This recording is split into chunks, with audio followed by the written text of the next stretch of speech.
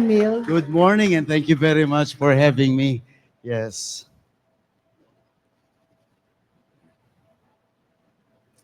Sir Jonathan, Sir Jason, good morning. And of course, our upcoming birthday boy.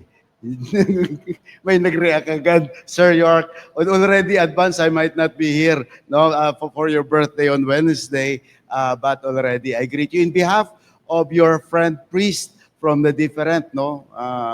Alam niyo po itong Bitangkol family, very close to a lot of priests and to the church. And of course, no, Ma'am Del. It's always a joy. Palapakan po natin yes. It's always a joy to see, Ma'am Del, sa dami-dami na mga panahon, you're the only coffee I need in the morning. Di po ba? Palapakan na nga natin. Mas nabubuhayan kami. You know, I have had some kind of encounter with sa El Shaddai. Now I'm involved with the Love Flock as well, Bingbong Crisologo, and all the other, yung mga original leaders ng mga charismatic groups. Ma'am Del is one of them. Was one of them during that time. And so he was really from the beginning already dedicated to the service of the Lord. And no wonder the Lord has rewarded you with so many blessings, no? And we continue to pray for you, Ma'am Del. Thank you very much. Mamaya may anecdote ako about Ma'am Del, how she inspired one of my favorite homily kapag nagmimisa ako sa patay. No? Nangyari yan talaga sa St. Peter Chapel dito sa Commonwealth. Anyway, of course, we just celebrated.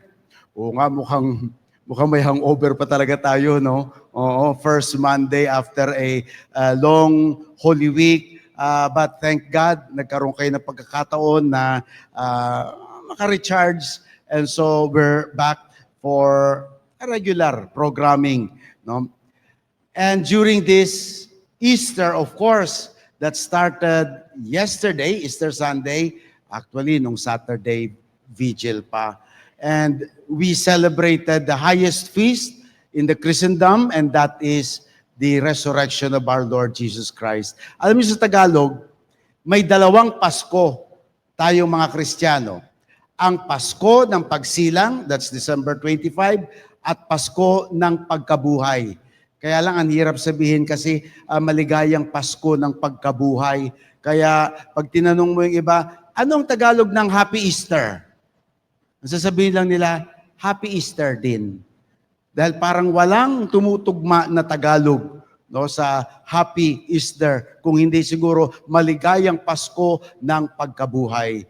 And it is about the resurrection of our Lord Jesus Christ. That much we know, and that's why I'm a little having difficulty probably thinking how to fit that and give a short reflection on the resurrection to death care expert. You are very much into that, no? You know how it is na mamatayan, maglamay, mag-alaga during this time of mourning ng maraming pamilya.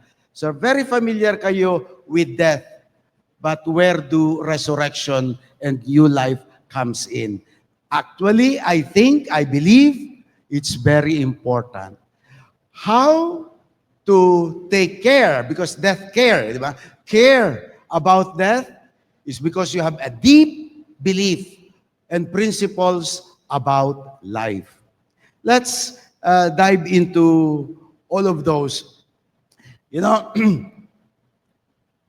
in 2022, a sad thing happened in my family, and that is when we lost our mother. No, that's sa panahon ng COVID. And I still remember, it was a happy death. It was a happy death because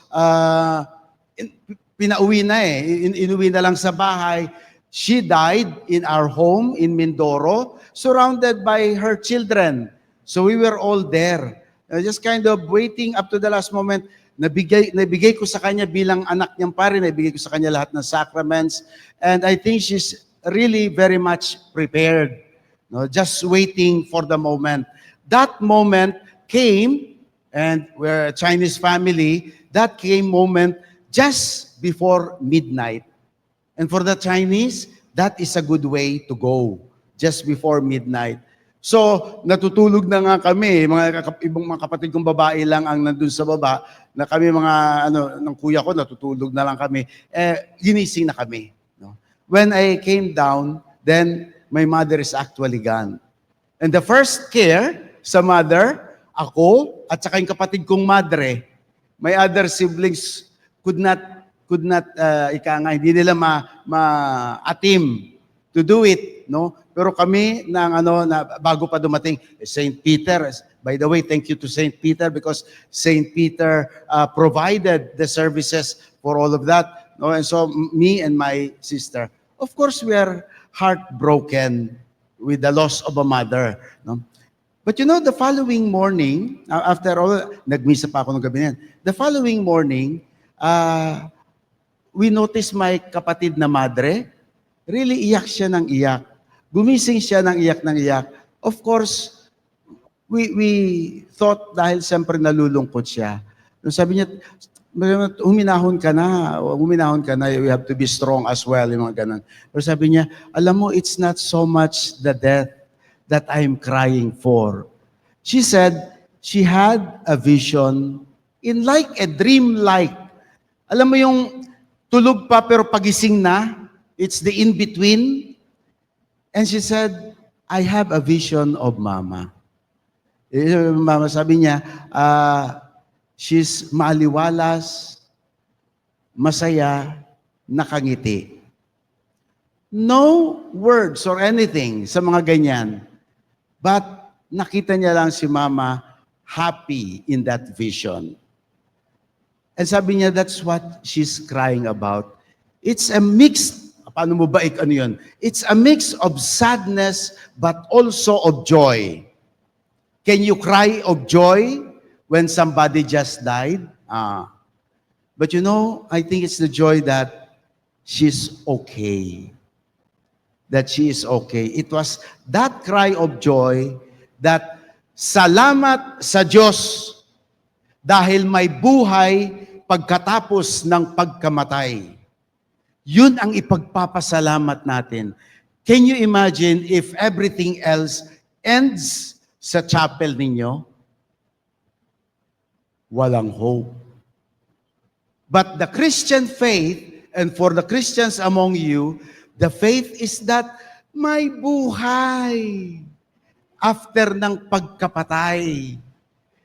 Ang laking booster yon sa mga those who are mourning and grieving to believe, to see that their dead relatives, dead loved ones have a new life. Now here's one good strong message of Easter. It redefined death as only that door from mortality. Itong buhay na ito, madadiabetes ka, maha-heart attack ka, lahat na. Many things could go wrong in this life. This is the life of earth, mortal. Now, death is not anymore the end. With Jesus Christ's resurrection, death only becomes a door. Death only becomes a bridge. Death only becomes a transition from mortality to immortality. Alam mo, ang laking, I would like to think, ang laking impact noon how to take care of death. That's why you give the respect for the dead one, not only so much with block or anything. You notice, pati tayo mga Pilipino, nag-shift na tayo. Normally, kapag pagpatay, black, di ba? When my father died many years ago, no? Almost 50 years na, maliliit pa kami, no? Lahat kami naka-black for 1 year. Chinese family nga eh. For 1 year, naka-black kami palagi. My mother wore black for 3 years simply because of that old Chinese tradition. No, first year all black, second year may pwedeng halo na ng puti, And even up to the third year, meron pa ring shades of black sa kanyang damit. Black lahat. But you notice now, gusto nila balloon na puti, suot na puti, lahat naging puti. Why is that transition from black? Ang pang-black nga ngayon, pang-gabi na lang eh. Di ba? Pag mag-a-attend ka ng party, black. I could count how many here. For example, black jacket. Nung na-aksidente ako, natamaan ako ng it was 8 o'clock in the evening, na-aksidente ako. Bakit? Hindi ako nakita nung sasakyan. Bakit? Naka-black ako. Dahil I was a kaya ang hirap ng black. Lahat ng pag kung gusto mong tumago, mag-black ka. Safe color, black.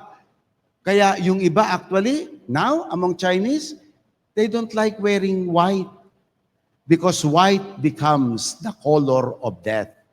But for us Christians, this Easter season, it will all be white, not because of death, but because of life, that belief in the resurrection. Kaya alam mo, salamat Lord, merong resurrection.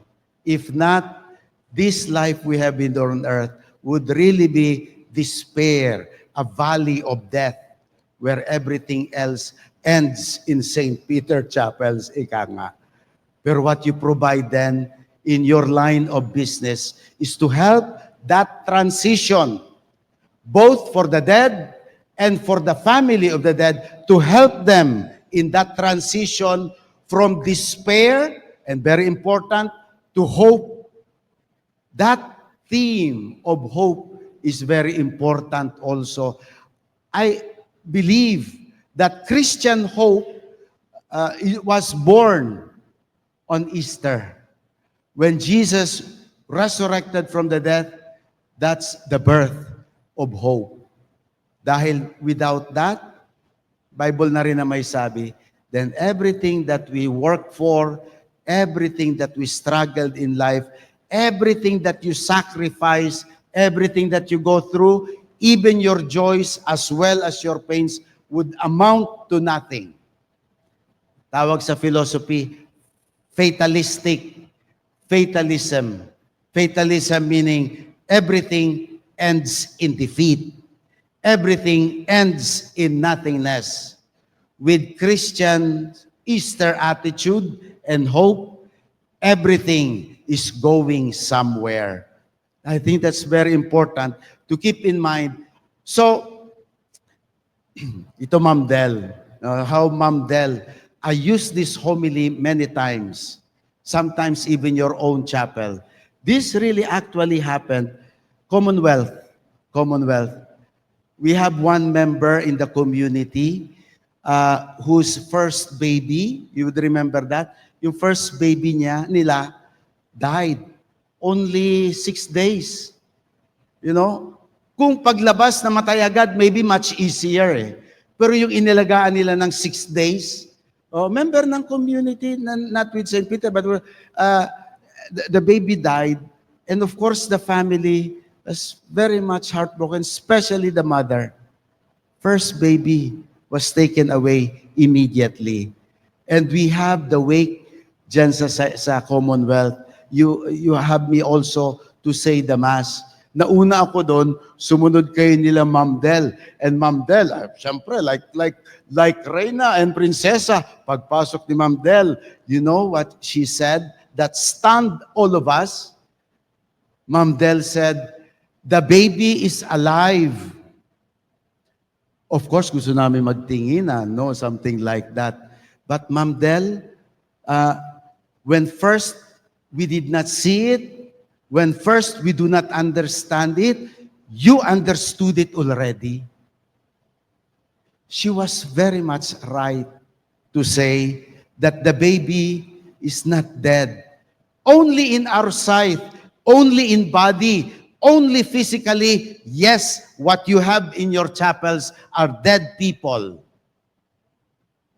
But for those who have the eyes of faith like Ma'am Del, she could declare there, no, sa chapel ni Ma'am Del, sa St. Peter, saying, the baby is alive. Because truly indeed, They are alive. Only in a different sphere, only in a different level that you do not see, that we could not yet appreciate. And so only they could understand what Ma'am Del was saying. They're alive in the eyes of God, in the eyes of heaven. They are alive. Buti na lang may resurrection. Then we could say, Mama, we will see you again. That's when we say, see you again. Nora Honor, see you again on the other side. Kaya alagaan ninyo yung mga namatay ha, baka magkita kayo uli sa kabila. But that is a very important message of Easter for us. I mentioned that Easter gives us a lot of hope. For indeed, many things can go wrong in life, but with God, everything that ends well will be well. Let me just end this and leave you with this quotation that says,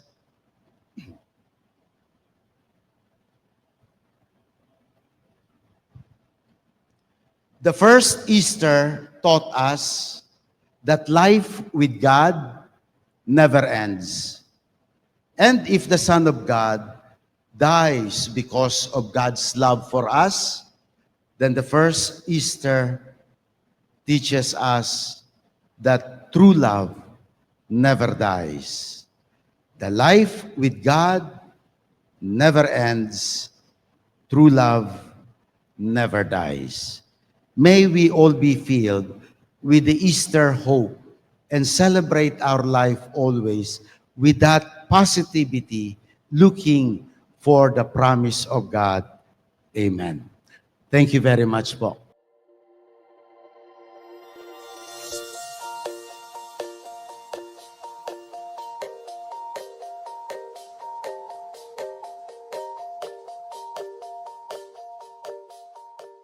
Thank you for joining us.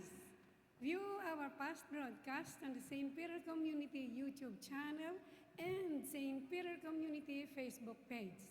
Don't forget to like, to share, to subscribe, and hit the bell so you can be notified on our upcoming activities.